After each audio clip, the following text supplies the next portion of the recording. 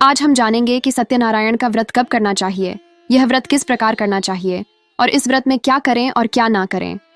सत्यनारायण भगवान को प्रसन्न करने के लिए किस विधि से उनका पूजन करना चाहिए और इसके पश्चात सत्यनारायण जी की कथा भी सुनेंगे। भगवान सत्यनारायण का व्रत किसी भी दिन किया जा सकता है और पूर्णिमा के दिन, तो इस व्रत को करने का विशेष महत्व है। इसके अलावा संक्रांति, अमावस्या, एकादशी को भी यह व्रत करना श्रेष्ठ माना जाता है। श्री सत्यनारायण के पूजन में व्रती को प्रातःकाल स्नान आदि करके श्री सूर्य नारायण को हाथ जोड़कर श्रद्धापूर्वक जल चढ़ाकर नमस्कार करना चाहिए और चंदन, अक्षत, धूप, दीप, नैवेद्य से उनकी पूजा करनी चाहिए। इस समय भगवान नारायण जी का भी भक्ति भाव से पूजन करना चाहिए। प्रातःकाल इस व्रत का संकल्प ले और दिन भर निराहार रहकर चलते फिरते, उठते बैठते विष्णु भगवान जी का ध्यान करना चाहिए। केले के पत्ते तथा आम के पत्तों से बंधनवार बनाकर मंडप को खूब अच्छी तरह सजाना चाहिए। मंडप में चौकी पर आसन बनाकर भगवान की प्रतिमा या चित्र रखना चाहिए। प्रतिमा के पास शालिग्राम भी रखना चाहिए और कलश के पास गणेश जी और नवग्रह की स्थापना करनी चाहिए।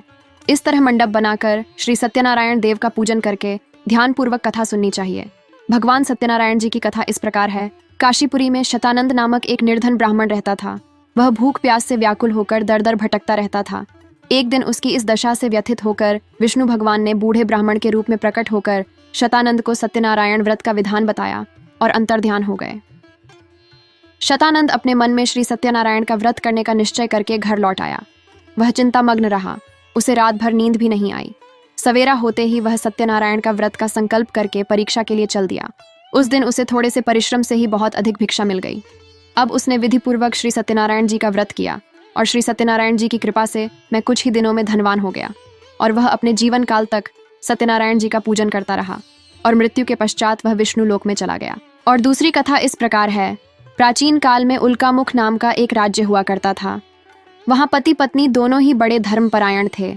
एक समय राजा रानी भद्रशिला नदी के तट पर श्री सत्यनारायण जी की कथा सुन रहे थे। एक बनिया वहां आ पहुंचा। उसने रत्नों से भरी नौका को तट पर लगाया और पूजा में सम्मिलित हो गया। वहां का चमत्कार देखकर उसने राजा से पूजा की, विधि विधान के बारे में पूछा। राजा ने उसे सब बता दिया। राजा से व्रत का विधान सुनकर और प्रसाद लेकर बनिया अपने घर की ओर चल दिया। घर पहुंचकर बनिए ने व्रत की सारी गाथा अपनी पत्नी को सुनाई और उसने संकल्प लिया कि संतान होने पर वह इस व्रत को करेगा।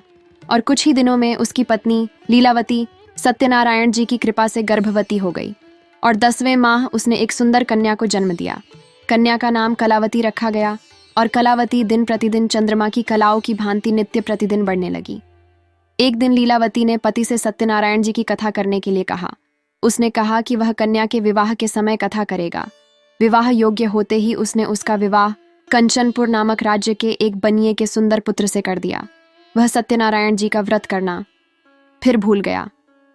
अब बनिया अपने दामाद सहित समुंदर के किनारे बसे नगर रतनसारपुर में व्यापार करने चला गया। एक दिन वहां के राजा चंद्रकेतु के खजाने में चोरी हो गई। राजा के सिपाहियों ने चोरों का पीछा किया। चोरों ने बचने का कोई उपाय न देखकर राजकोष से चुराए हुए धन को एक जगह पर फेंक दिया और वहां से भाग गए। जहां उन्होंने धन फेंका था वहीं बनिए का डेरा था। राजा के सैनिक चोरों की खोज करते करते वहां पर आ गए। उन्होंने बनियों को चोर समझकर पकड़ लिया और राजा ने बिना किसी सुनवाई के उन्हें काल कोठरी में बंद करवा दिया और उनका सारा धन भी राजकोष में जमा करवा दिया। उधर श्री सत्यनारायण जी के कोप से लीलावती तथा कलावती को भी बहुत बुरे दिन देखने पड़े। उनकी सारी संपत्ति समाप्त हो गई और वह भिक्षा मांगकर जीवन यापन करने लगी। एक दिन भूखी प्यासी कलावती एक मंदिर में चली गई। वहां श्री सत्यनारायण जी की कथा हो रही थी। उसने कथा सुनी और प्रसाद लेकर जब घर पहुंची तो रात बहुत हो चुकी थी। माता ने उसके देरी से आने का कारण पूछा तो उसने सारी कथा कह सुनाई। उसकी बात सुनकर लीलावती को अपने पति की भूल याद आ गई और उसने श्री सत्यनारायण जी भगवान से प्रार्थना की कि उसके पति ने संकल्प करके जो व्रत नहीं किया उसी से आप अप्रसन्न हुए हैं, उस अपराध को क्षमा करें और व्रत का संकल्प लिया।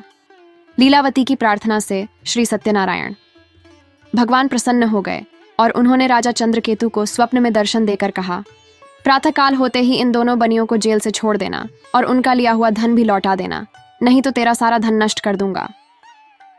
इतना सुनते ही राजा की नींद खुल गई और भगवान सत्यनारायण जी अंतर्ध्यान हो चुके थे। राजा को रात भर नींद नहीं आई।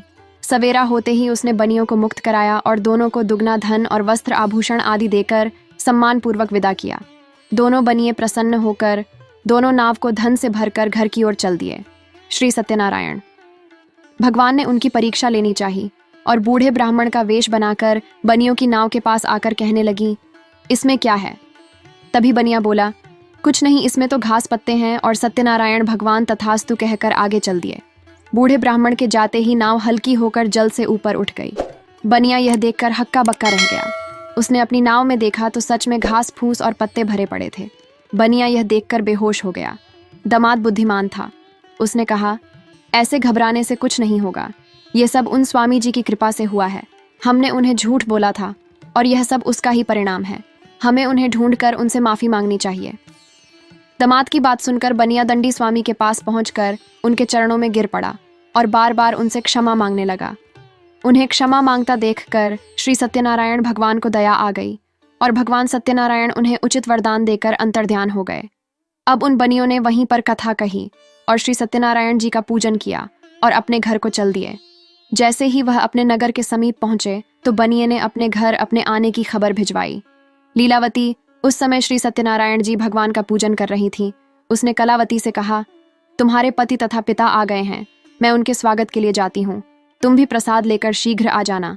कलावती प्रसन्नता के कारण प्रसाद ग्रहण करना ही भूल गई और नदी की ओर दौड़ी चली गई। और जैसे नदी के तट पर पहुंची तो उसके पति नाव सहित जल में डूब गए। लीलावती यह सब देखकर वहीं छाती पीट पीट कर विलाप करने लगी और पति की पादुका लेकर सती होने को तैयार हो गई। तभी वहां आकाशवाणी हुई कि, हे बनिया, तेरी कन्या सत्यनारायण के प्रसाद का निरादर करके अपने पति से मिलने के लिए दौड़ी आई है। यदि वह प्रसाद लेकर फिर आए तो उसका पति उसे जीवित मिल जाएगा। कलावती ने वैसा ही किया। जैसे ही वह प्रसाद लेकर आई, उसका पति उसे नाव सहित जीवित मिल गया। इस प्रकार दामाद को देखकर सब प्रसन्न हो गए और उन्होंने घर जाकर जीवन पर्यंत श्री सत्यनारायण जी के इस व्रत को करा और कथा कहीं इस प्रकार। श्री सत्यनारायण जी का व्रत बहुत ही मंगलकारी है और सुख संपत्ति देने वाला है। बोलो सत्यनारायण भगवान की जय।